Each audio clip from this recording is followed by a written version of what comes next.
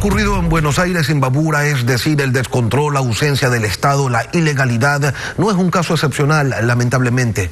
En el país de la memoria de corto plazo, irregularidades como las ocurridas en Zaruma, que terminaron con el hundimiento del casco central de este cantón debido a las actividades mineras ilegales, parecería que han quedado en el olvido.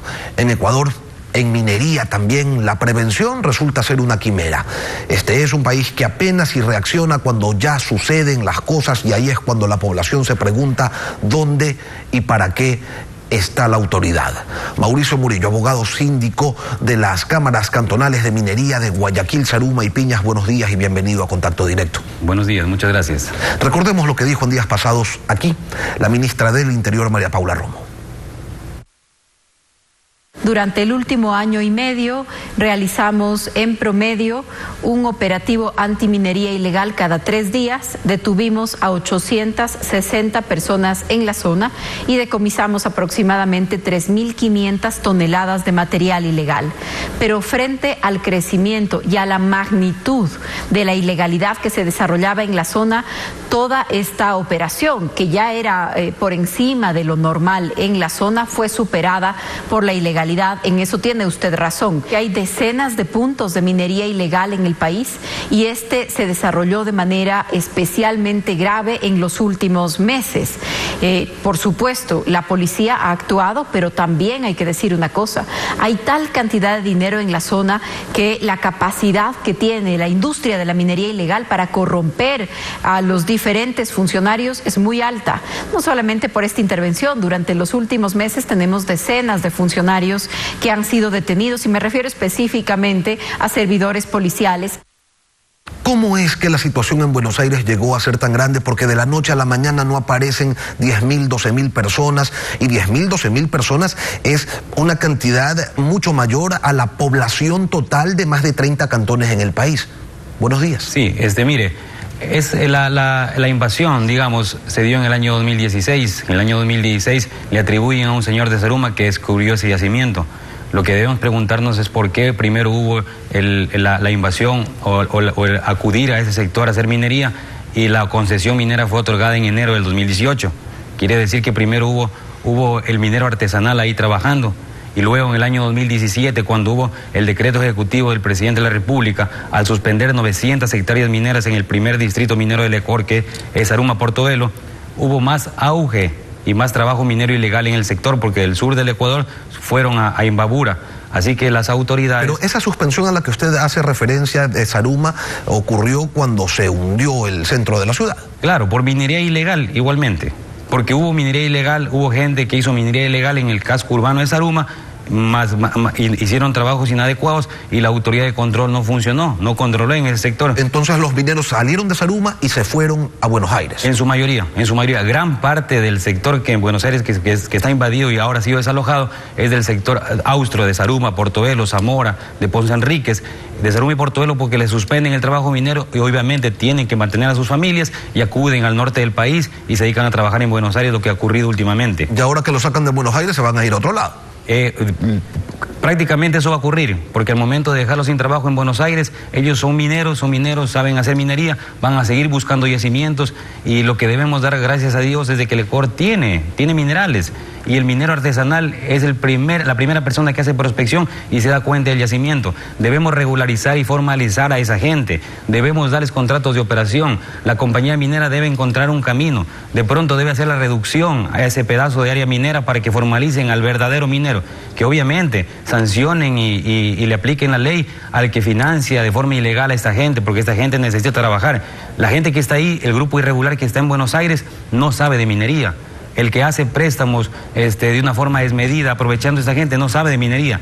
El minero artesanal, el que está a pico y pala, con un taladro eléctrico, con una cuña, él es el que está haciendo minería y a él es el que debemos apoyarlo. Ahora, la ministra María Paula Romo dice que ellos están interviniendo, me refiero al gobierno, están interviniendo desde hace 1 año y medio. Usted señala que esto empezó en el 2016. Auqui Tituaña dice que desde hace 5 años ya había operación minera en Buenos Aires. La pregunta es si usted sabía que eso estaba pasando desde el 2016 y un político de Imbabura dice que eso ocurría hace 5 años.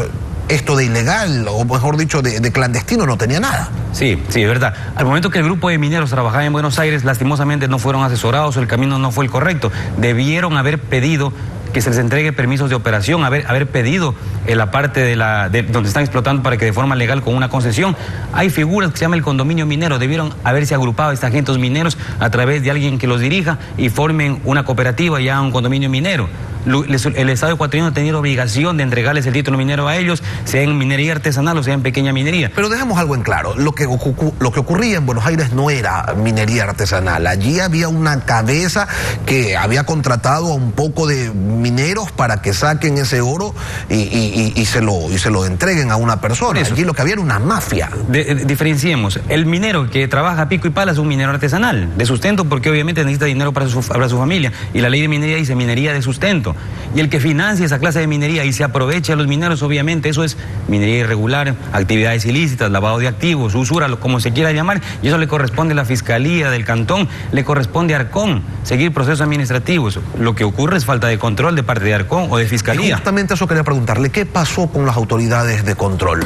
¿Por qué no intervinieron a tiempo antes de que el problema se hiciera tan grande?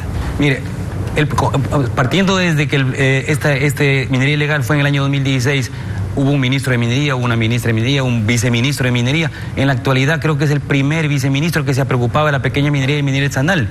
Y toman una medida y toman una decisión de entrar a desalojar a esa gente, ¿no? Está bien y lo han hecho correcto porque hay una concesión minera otorgada en enero del 2018. Al momento de que entran a desalojar a esa gente, tienen que tener el segundo camino, la segunda parte, que sería formalizar a esa gente, no ahora, dejarla en el desempleo. Ese descontrol de Buenos Aires, al que usted hace referencia, ¿se repite en otros sectores del país? Claro, tenemos focos de minería ilegal en Sarum, en Portobelo, en Zamora, en Ponce Enríquez. Si esta gente, la verdadera gente minera que está trabajando en el norte, es desalojada, obviamente va a buscar trabajo. La falta de empleo en el Ecuador los va a hacer buscar un yacimiento minero en un río, en aluvial, en una bocamina. En el austro ecuatoriano hay muchos frentes de trabajo, inclusive en la Amazonía. Hay en Morona, Santiago, yacimientos mineros y está en la selva. Puede haber daños ambientales como ocurre en Buenos Aires si es que no se formaliza a la gente y si no se le entrega un contrato de operación de parte de la compañía o no se le entrega un permiso artesanal de parte del gobierno del Ecuador. O sea, los puntos están identificados, ya corresponde a las autoridades tomar las medidas pertinentes para evitar que se repliquen otros nuevos Buenos Aires en el país. Debemos tener una agencia de regulación y control minero muy leal al gobierno, muy leal al presidente, leal a su ministro, para que apliquen las medidas correctivas, para que de pronto no se dejen coimar estos funcionarios, como lo dice la ministra. La policía también es parte, porque la policía es el frente de apoyo para Arcón y para Fiscalía. El delito de minería ilegal está contemplado en el Código Orgánico Integral Penal y también está contemplado en la ley de minería.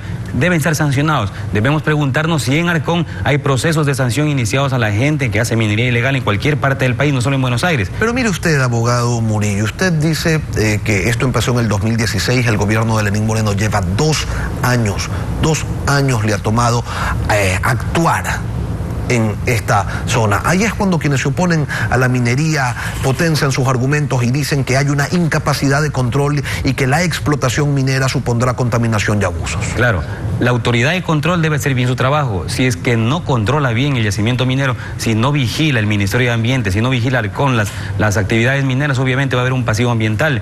Pero tampoco nos vamos a ir al otro extremo para hacerle caso de pronto a un ambientalista fundamentalista. Yo creo que no. Debemos explotar los yacimientos de una mejor manera. La gran minería debe arrancar responsablemente. La pequeña minería y la minería artesanal debe ser el puntal de la minería en el Ecuador. Y agradecer al viceministro Benalcázar que le siga dando una mano y se preocupe de la gente ecuatoriana. ¿Por qué? Porque el yacimiento minero explotado por un ecuatoriano es el dinero que se queda en Ecuador.